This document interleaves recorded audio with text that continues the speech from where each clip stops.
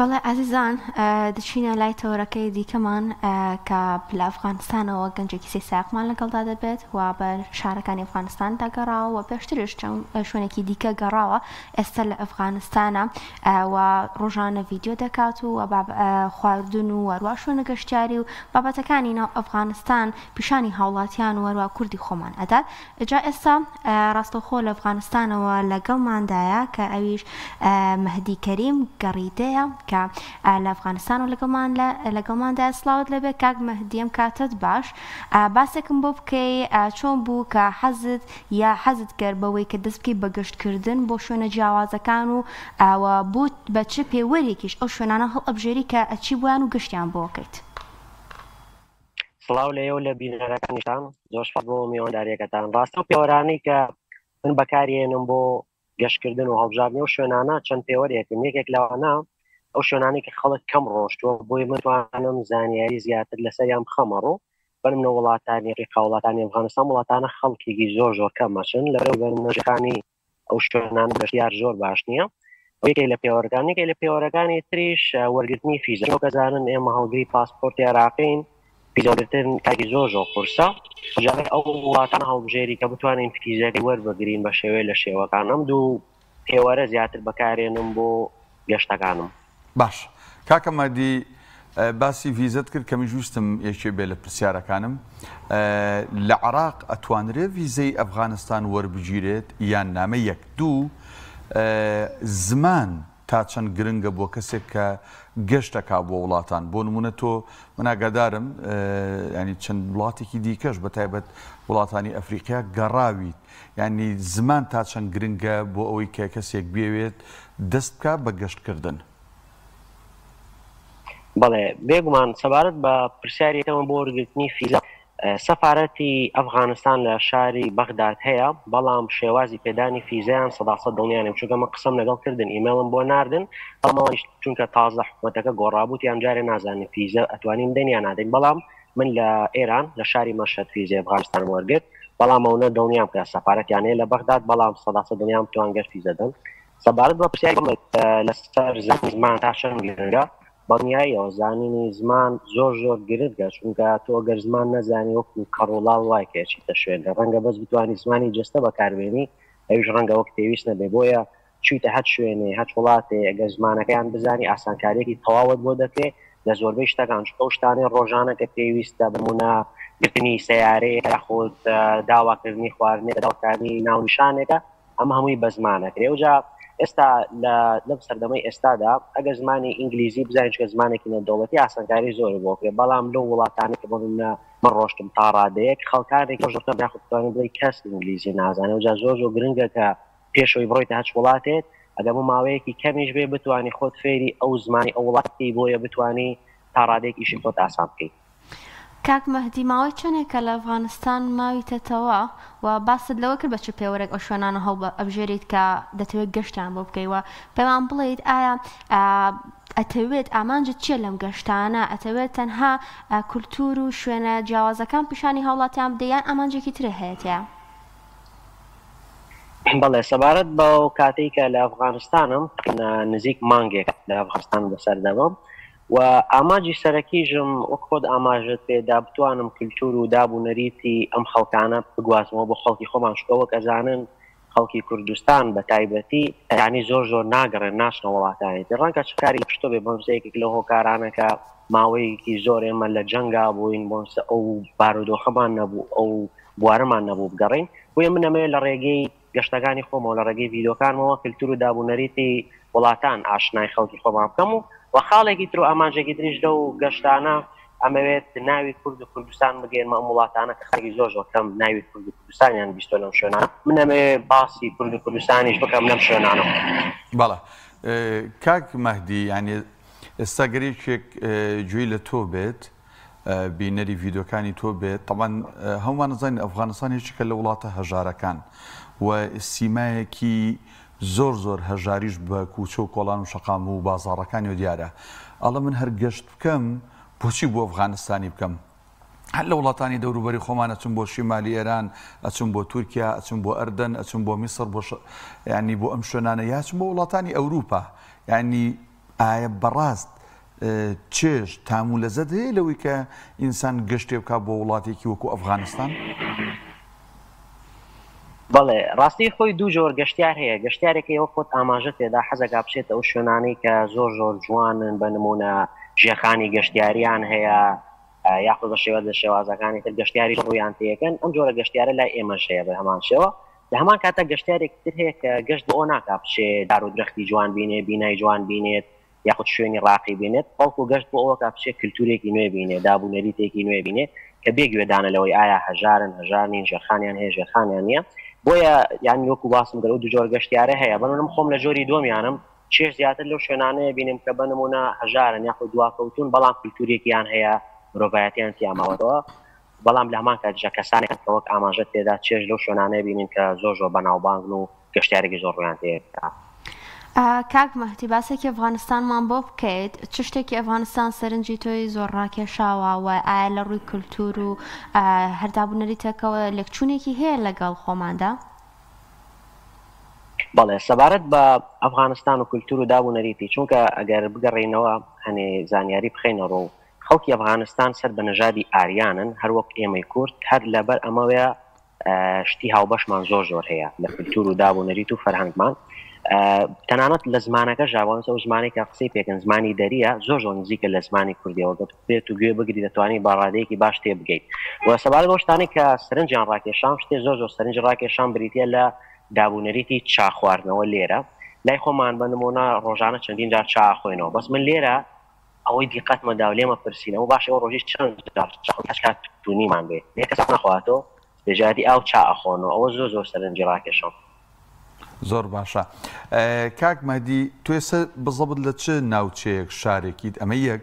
دووەمە بەزانمتت مانگێکە لە ئەفغانستانم گەشتەکەت بە پێ و بەرنامەی دادناوە چەندێکی کە بەردەوامە بیت و لەم ماوەیەدا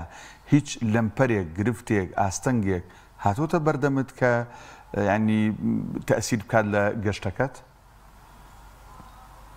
ئێستا لە نزیک پاکستانم و تقریبان بەخۆی فیزەکە بۆ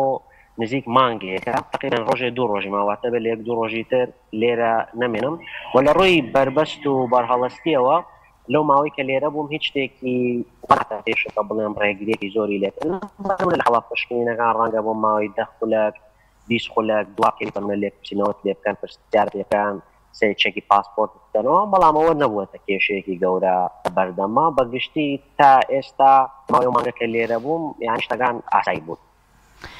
کاک مەهدی زۆربەی ڤیدیۆکانت هەست کە بینیم هەستەکەم لەبارەی خواردنەوەی زیاتر ڤیدیۆ خواردن ئەەکەی، جیاوازی خواردنەکانیان چییە لەوێ؟ چ بابەتێک زۆر ینی بڵێن خواردنی کولتوری ئەوانە و ئەی خۆن لەوێ؟ بەڵێ لە ڕووی خواردنەوە زۆر دەوڵەمەندن بە خواردن بە جۆریەتی خواردن، واتە ڕۆیتە هەت شوێنێ هەت شارێ شێوازی خواردنەکەیان جیاوازە بە شێوی شوێنێکتر ناچێت. بەڵام ئەو خواردنانی کە زۆر تایبەتن لێرە بریتە لە برنجی ئێرە. ڕاستە برنجەکەی ڕەنگە هەر برنجێ بێ ئەوانیش لە وڵاتانی تۆ بێنە، بەڵام شێوازی لێدانەکەی زۆر تایبەتە کە برنجی ئێرە خۆی ینی هەستێکی زۆر جیاوازتری هەیە. بۆ لای خۆمان کە برنجە خۆی ینی قاپێکە خۆی تر تەواو تێرەبی ناوسکە هیچ بۆ ناگێ، بەس لێرە حتا زیاتر خۆش تا تێر نابێ، ینی برنجەکەیان سووکە و شتێکی تریش لێرە زۆر حەزیان لە گۆشتە خەڵکیێرە، ینی هەموو شتێ بە گۆشتەوەی خۆن، تەنانەت برنجێکی یاسایش کە لێ بنێن هەر بە گۆشتەوە لێنێن. ئەم جیاوازیە هەیە و شتێکی تریش لە تیژیە لێرە بە حکمەوەی نزیکن لە وڵاتانی پاکستان و هەندستان و ئەوانە ئەوجا خواردەکانیان زۆر تون و تیژە، یعنی ئەگەر ڕان نەهاتبی ناتوانانی خواردنی ئێرە بە ئاسانی خۆی، چونکە بیبەرێکی زۆری تێەکەن، تەنانەت بیبەری تونی وەکو چەرە سەخۆن. باش جا زۆر جار ینی پێشکەشکار لەگەڵ ئەو ستافی لە دەوروبەرێتی لە ناو ستۆدیۆیان لە ژووری کۆنتترۆل لەگەڵ دەرێنەر، ینی زۆر جار ئەوانیش پرسیاریان لا دروستە بێ هەمان ئەو پرسیارێکە پێشکەشکار ئامادەی کردو بیپرسێت منەسە دەرهێنەرەکە وتی لی بپرسە، ینی با تۆزە بابەتەکەش ورد بکەینەوە. هەر بەڕاست بابەتی ژنهێنان، بابەتە کۆمەڵایەتیەکان، بابەتی پرسە لەم وڵاتەدا چۆنە چکە خۆ دەزانی وڵاتێکە یەکێکە لە وڵاتە ئیسلامیەکان بێگومان ینی ئەم دابوونەریتانی کە لای خۆمان هەیە لە کوردەواری کوڕێک ئەچێتە داوای کچێک و کۆمەڵک ئاڵتونی پێیەکرێ خاصن لەم کاتەیە دەبێت ماڵ بکات بۆن لە وڵاتی وەکوێران تۆزێک جیاوازی هەیە ماڵی کچەکە ئەبێ ینی پێداویستی دابینکەن ئەم بابەتانە لە ئەفغانستان بابەتە کۆمەڵایەتیانە چۆنە؟ بەڵێ سەبارەت بە بابەتە کۆمەڵایەتەکان بە تایبەتی ژن و ژنخوازی منەوە ماوەی کە لێرە بووم سەردانی چەند ئاهەنگی یاوشەگیریم کرد و ینی لەو ڕوانگەوانێ پرسیاروشتم کرد لە خەڵکەکەی کە شێوازیان چۆنە و پێشتر ئاماژەم پێداچوو کە ئەمانیش هەر وەکو ئێمە سەر بە نەژادی ئاریانن ئەوجا لێکچوونێکی زۆر هەیە بەڵام ئەو شتانەی کە جیاواز بوو لێرە بەنم نەگە بیرمان بێ لە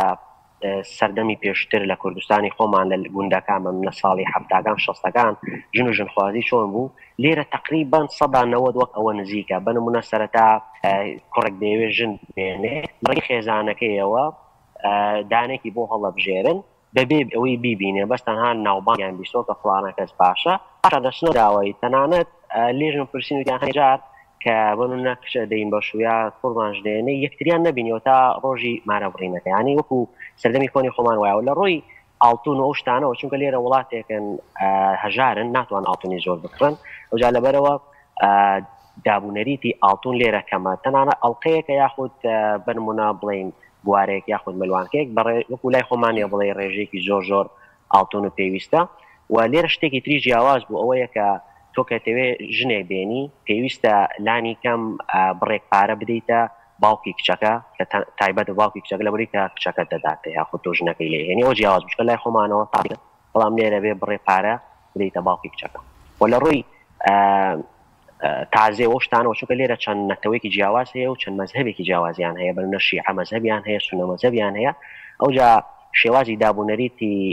ناشتنی مردووەکانیان و تازیان کەمێ جیاوازە شتانە لێرە کێل بەکار ناهێنن کێلی قەبرەکەیان تەختە و لە کاتی ئەوەش کە تازەی بۆ دانێن وەکو لای خۆمانیە بڕۆی بنونە لە مزگەوتێ نەفارێکی زۆر کۆبنەوە لێرە تەنها لە ماڵەکەی و ماوەی چەند کاتژمێرێکە و پاشان تەواو باشە باسی پارت کرد ئەوە سەرنجی ڕاکێشام جاران شتێک هەبوو لێرە لە هەرێمی کوردستان پیانەوت شیربایی باید پارە بدرایە بە کەسوکاری ئافرەتەکە ئەمە ئەو بابەتەیە گەربیرت بیانی کاگمادی ینی تەمەنی جەنابەت وا بێ بیست بێتت بەم شێوازێ یان شێوازێکی دیکێ ئەمە یەک دووەم بۆ تۆ ئەڵێ مانگێکە لەوێم چەند سەرف کردووە ینی کاڵم چەند سەرف کردووە ئەمە پرسیارێکی شخصی نییە هەندێوی کە بزانم کەسێکە گەربیێ بچێتەوێ چەندێکی پێویستە پارەکەی ئەوان لە بەرامبەر دیناری ئێمەیە چۆنا هەیە بەڵێ سەبارەت بە مەسلەی باس کە ڕاستی خۆم تەمەنم زۆر نییە بەڵام ئەوەی کە منیش بیستومە لە باو باپیرانەوە وەختی خۆش شیربایی هەبووە ئێرە بە شێوە شێوازەکان لەوە زۆر نزیکە کە پێویستە بڕێ پارە بدرێتە خانەوادەی کچەکە لە ڕووی سەرفیات و مەسروفی وڵاتی ئەفغانستانەوە چونکە وڵاتێکی هەژارنشینە و داهاتی تا کەمە لەبەرەوەی بەراورد بە کوردستانی خۆمان شت لێرە هەرزانترە 1000 دیناری عێراقی تقریبا دەکاتە قەڵی ئەمان واتە $100 نزیک 6700 ڕۆپیەی ئەمانە مانگێک ئەگەر گەشتیارێک بێ لێرە بگەڕێ و زۆربەی شوێنەکان بگەڕێ بە شێوەیەکی ئاسایی تقریبا نزیکەی $600-700 پێویستە باشە لە ڕووی جلوبەرگ و بابەتانەوە ئەوان چۆنن جلوبەرگیان نزیکە لە جلوبەرگی ئێمەوە یان شتێکی تایبەتیان هەیە بە خۆیان بڵێ جلوبەرگیەمان زۆر تەنانەت ئەو شتێک کە زۆر جێگەی سەرنجە لێرە تاک بە تاکی خەڵکەکەیان جلوبەرگی خۆیان لەبەرەکە ینی بێنە پێشای خۆ مەسەل لە کوردستانی خۆمان هەموو کەس جلی کوردی لەبەرابێت چۆنە دیمەنەکە چۆن لێرەش بە هەمان شێوە تەنانە بۆ خوێندنگەکە دەڕۆن بۆ زانکۆکە دەڕۆن یاخود دەشە شوێنە جلوبەرگی خۆیان لەبەرە تەنانەت لە زۆربەی شارە گەورەکان ئەم جلوبەرگانی کە من لە بەرمە قەدەغەیە جلوبەرگی خۆڵکورد دەبێت جلوبەرگی خۆیان لەبەر بێ و جیاوازێکی زۆری هەیە وەکو جلوبەرگی کوردی خۆمان نییە بەنمە ڕەنگاوڕەنگ بێ جلوبەرەکەیان سادەیە بە تایبەتی هی پیاوان و پشتێنی ژیانیە لە جیاتی پشتێن دەسماڵێکیان هەیە کە ئەینێن بەسەر شانیانەوە کە زۆر سوودی لێ ئەبینن و جلوبەرگی ئافرەتانیش تا ڕادێک دەتوانم بڵێم وەکو جلوبەرگی کوردی وایە لە ڕووی ئەوەی کە ڕەنگاوڕەنگ و ڕەنگی زۆری هەیە بەڵام هەموو لەبەر ناگەن تەنا بۆ هاوسەرگیریە لە ڕۆژانی ئاسایی ئافرەتانی هەروەکو پیاوان جلی پیاوان لەبەرەکان بەڵام بە ڕەنگێکیش نامە باش کاک مەهدی لە خواردنە ئەوەی ئەوترێ بابەتی سەرەکی بریتە لە پاک و بەتەمیزی ینی زۆر جار ئینسانە چێتە شوێنێک دەوترێت ئەم شوێنە زۆر پاکوتە میزە خواردنەکانیان زۆر خۆشە. ئایا لە ئەفغانستان لە با بڵێن عەرەبانەیەکەوە لە خواردنێکی سەرشەقامەوە بگرە هەتا ڕێستۆرانت و مەطعەم و چێشتخانەکانیان بەڕاست پاک و خاوێنی لە پێشینەی کارەکانیانە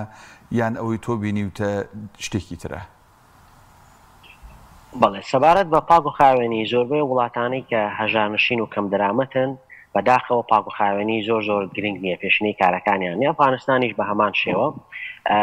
واتە بەراورد بە بەرمنە وڵاتانی وەکو کوردستان و یاخود ئێرانیش تا ڕادێکی زۆر ئێرە تا ڕادەیەک پاک و خاوێنتر نین وەک ئێمە بەڵام ئەمەش بۆ مانایە نایە کە زۆر پیسن وەکو وڵاتانی بەرمنە هەندستان یاخود پاکستانیش لێ باشترن بەراورد بە وڵاتانە باشترن بەڵام وەک ئاماژەم پێدا پاک خاوێنیان زۆر تەنانەت لە هەندێک لە ڤیدۆکانە کە دام نابوو لە تۆڕە کۆمەڵایەتەکانی خۆم کۆمنتێکی زۆرم بووە ئەیان باشە تۆ چۆن نتوانی خواردنیوە پیس بخۆیت.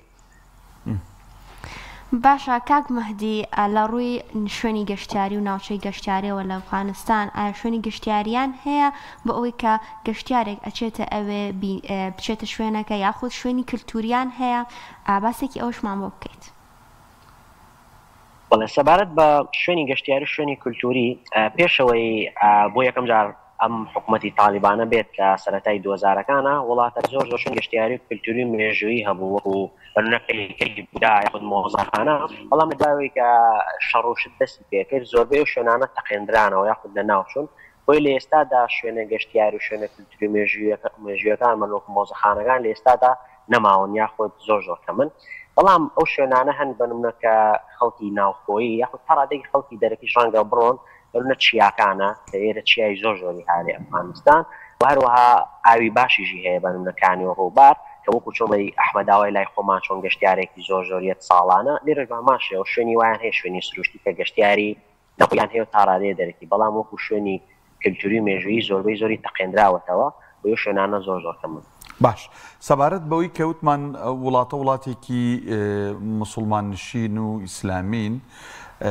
با بڵین مەلامحی مسلمانێتی بە خەڵکەکەیەوە بە شارۆچکە و شارەکانەوە دیارە ینی بۆ نمونە مزگەوت بانگدان چون بۆ نوێژی جەماعەت ئەم بابەتانە پێوی دیارە ینی هەستی پێکرێ یان وەکو هەندێک وڵاتی هەیە کە وڵاتی ئیسلامیشە بەڵام لەوە چێ لە شارەکە گوێ لە دەنگی بانگێک نەبێت لە ماوەی 24 ساعتاکە لەوێژ بیتی. بەڵێ سەبارەت بە بینینی ئەوەی کە ئایا وڵاتە وەکو ئیسلامی دەرەکەی بڵێ ینی بەڕای من وەک چۆن لە ڕەنگە لە کتێبەکانە بیخوێنەوە وێنێکمان بۆ جوزبێت لە مێشکمانە لە سەردەمی ئەسحابەکان بەنە چۆن بوو دنیا لێرەش تقریبان هەستەکەی ئاوا ینی هێندە توندن هێندە پەیڕەوی بنەما ئاینیەکانەکەن بنەما ئیسلامیەکانەکەن هەستەکەی کە لە شوێنێکی تەواو مسلمانە یعنی بەنە دەنگی بانگە گوێ لێ لە هەر چۆپۆڵانێک و ئۆڕۆی خەڵک بە جەماعەت لەسەر جادە نوێژەکەن هەچ کاتێ بۆیان بێت یاخود ئافرەتێکی کەمە بینی جلوبەرگی نەشیانە لە بەرابەیانی بەگشتی هەستەکەی کە ئەو کەشێکی مسلمانانەی زۆر باشە تێوە دیارە. کاک مەهدی لە ڕووی تەعامل و هەڵسوکەوتی ئەفغانیەکان لەگەڵ کەسانی بێگانە ئەو کەسانی کە ئەشنێنەوە ئەفغانستان بۆ گەشت و گوزار لە ڕووی تەعاملیانەوە چۆن بەتایبەت لەگەڵ تۆیە کە وەکو کوردێک چوویتەتە ئەوێ ئایا کوردیان ئەناسی یان هیچ زانیاریەکان لەسەر کورد هەبوو؟ جابا من پرسیارەکەی تەکمیل کەم زیاتر لەبەرەوەی وڵاتێکی ئیسلامین کوردیش بنەوەی سەلاحەدین ینی بەناو بانگا ئێستا لە وڵاتێکی وەکو سعودیا لە فەڵەستین ینی کورد تەعاملێکی تایبەتری لەگەڵەکرێت لەبەرەوەی پیانوترێنەوەی سەلاحەدین ئەم بابەتە لە ئەفغانستانی ژەروایە تۆ چوویت هەستت بەمە کرد؟ بەڵێ سەبارەت بە مامەڵەکردیان لەگەڵ کەسانی بیانی و گەشتیارە ڕاستی من لە ئەو وڵاتانی کە گەڕاوم هیچ وڵاتێکیان وەکو ئەفغانستان خەڵکەکەی باش نین لەگەڵ گەشتیارە هاوکاری گەشتیار بەرمونە ناکەن لێرە کەرە و پولەکەی بزانن گەشتیاری ئەو شتێکە لە بەردەستیان نابێت بە هەموو شێوازە دەیانوێت هاوکاریکەن و زۆر باشن مامەڵەکردیان لەگەڵ گەشتیارەوە سەبارەت کە ئایا کورد دەناسن کورد ناناسن ڕاستی لێرە دوو جۆرن جۆرێکیان هەن ئەوانەی کە گەنجن زانیاریان نییە جۆرێکیان ئەوانەی کە بەتەمەنن وەختی خۆی لە سەردەمی شەڕی ئێمەکە لەگەڵ نەحمەتی بەعسا هەمان بوو زانیاریان لەسەر کورد هەبوو جۆرێک تریژێ ئەوانەی کە ئاینین لە جۆری سێم و دەچێت ئاینیەکان کە ئەڵەی کوردێک سەڵە سەلاحەدینی ئەیوبی ئێوەنەوەی ئەوان ینی بۆی سەلاحەدینی ئەیوبیەوە کورد دەناسن و ڕێزێکی تایبەتیان هەیە جۆری دووەم لەبەرەوەی وەختی خۆی کە لەگەڵ حکوومەتی عێراقا بەنە شەڕمان هەبوو ئەوان لەسەر سەدام و لەسەر کورد بیستویانە بە هەمان شێوە قەدر و پێزانینیان هەیە ئەڵێن ئێوە ژیانێکی تاڵتان هەبووە وەکو ئێمە لە جەنگا بوون. جۆری سێمیان هەیە ئەوانەی کە گەنجن یاخود زانیاری زۆریان نییە، تەنها ڕەنگە لە تۆڕە کۆمەڵاتیەکان و شتێکیان بیستێ بە شێوازێکی زۆر کەم، بەڵام بەگشتی کورد دەناسن و ڕێزی زۆر لە کورد دەگرن، چونکە ئاڵێن ئێمە و کورد براین. باش وەک دوا پرسیار من خۆم دوا پرسیارەکەم هاوکارشم ئەگەر پرسیارێکی مابوو باسی گەنجت کرد. گەنج لەوێ بەچیەوە سەرقاڵە؟ ئایا خەتی ئینتەرنێت لەوێ وەکو ئێرە بەردەستە، خەتێکی خێرایە، سێری یاری بۆ نمونە یانەکانی جیهانەکەن؟ ئایا لە ئەفغانستان شوێنێک هەیە تایبەت بۆ گەنجان؟ ئایا لە ئەفغانستان شەمەنەفەر، فڕۆکەخانە ئەم شتانە هەیە یان نە؟ سەبارەت بە ژیانی گەنجان ڕاستی زۆر باش نییە. ئەوەی کە من لە گەنجان مەپرسیەم و پلانتان چێ بۆ داهاتوو، زۆربەی زۆریان توانم 180 دەیانوت ئەمانەوەی پاسپۆرتمان بەدەست بێنین و لێرە نەمێنین، واتە بێزارن، چونکە هیچ هەلێک هیچ کارێک بۆ گەنج نییە، تەنانەت شوێنی کات بەسەربردنی ژیان نییە. و باسی ئینتەرنێتە کرد. ئینتەرنێت زۆر خراپە، ینی لەو شوێنانی کە ڕۆشتن هیچ شوێنی ئینتەرنێت وەک ئێرە خراپ و لە هەمان کاتیژا گران نییە. تەنها لە شارە گەورەکانە ئینتەرنێت هەیە، ئەویش بە خێرایەتی سنووردار و بە داتایەکی سنووردار. وە گەنجی ئێرە لەبەرەوەی کە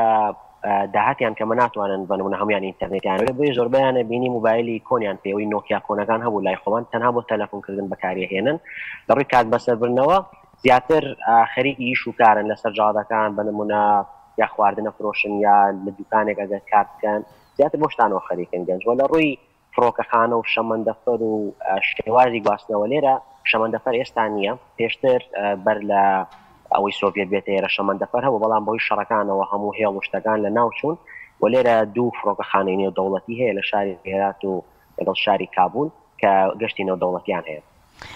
باشە کاک مەهدی، وەزعی هاوڵاتیان لە کاتی شەڕی ئەفغانستان و پاکستان چۆن بەوە ئێستا خەڵکەکەی لە حکوومەتەکەی ڕازی؟ و پرسیارێکی تریشم ئایا پرۆژەی داهاتوت یاخود هەنگاوی داهاتوت بۆ چ وڵات و بۆ چ شوێنێک دەبێت ئەگەر لە ئێستاەوە پلانەتدا نابێت؟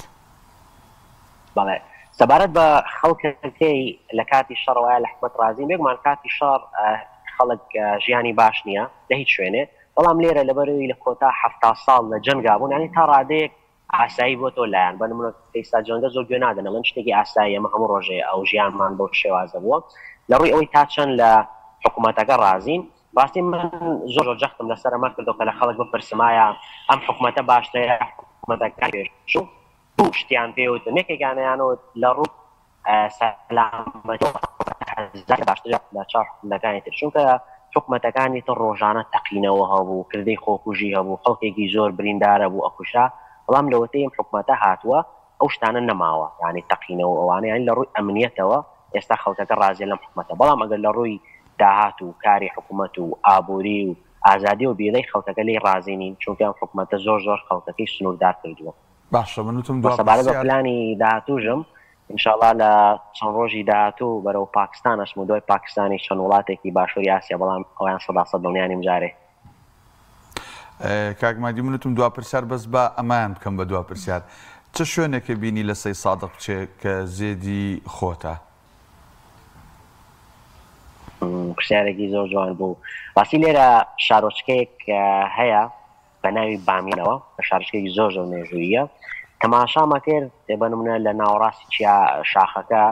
لە ناوەڕاستی شارەکە شاخێکە بوو، چیایەکە بوو کە زۆر وەکو سەیسایەکەم بینی وە خان و باڵەخانەی بەرزی ژیتیانە بوو، هەروەک چۆن لای خۆمانەیە، ینی کە چوومە و شارە هەستم کرد بۆ خولەکێک لە ناو سەیسایەکەم. وڵا کاک مەهدی دەرهێنەرمان لە کۆنتترۆلەوە ئەڵێت لەگەڵ کاک حوسێنەوەی لە گوندەکە بینتان خۆش بوو، لەگەڵ ئەوە ئێستا پەیوەندیتان ماوە یان پەیوەندیتان پچراوە؟ کاژمێرە لەمە پێش لەگەڵەوە قسەم کرد پێشەوەی داخلی ئێرە بم، ئێستاش بەیمان هەیە، ینی کاحسێن وڵا ڕاستی لە ئینتەرنێت دۆزیمەوە، ئەو منی دۆزیەوە ڕاستگۆتر بم، نامی بۆ ناردم و تیڤیدۆکان تەبینم حەزەکەم سەردانێکی گوندەکەمان کە منیش بە خۆشحاڵیەوە ڕۆشتم و ڕاستی ستا پەیوەندێکی باشمان هەیە، ڕۆژانە قسەیەکەین شتە گۆڕینەوە لەگەڵ یەکە. کوردێکی باش قسەیە کرد خەڵکی ئەفغانستان بوو کاک حوسێن خۆیوانیە؟ بەڵێ هەر لە دانیشتوو لە دایکبووی خەڵکی ئێرە بوو، بەڵام لەبەر خۆشەویستی وە کورد و کوردستان هەر لە موبایلەکەی خۆیەوە خۆی فێری زمانی کوردی کردبوو، ماوەی 6 مانگێک لە ڕۆژهەڵاتی کوردستان بوو، بەڵام ئەو کاتە کوردی نەزانیوە کە گەڕاوەتەوە بۆ ئەفغانستان خۆی فێرکوردی کردو. زۆر باشە ئەوەش نیعمەتی بێژنی ئینسانە گەر ژنی نەبێت توانێت ئاوا دەستکراوە بێ و بۆ خۆی بە وڵاتانە بە ئارەزوی خۆی بڕات و پیاسە بکات و گەشت بکات. زۆر بەڕێز مەهدی کەریم گەڕیدە سواز بۆی کە لە ئەفغانستانەوە ڕاستەوخۆ لەگەڵمان.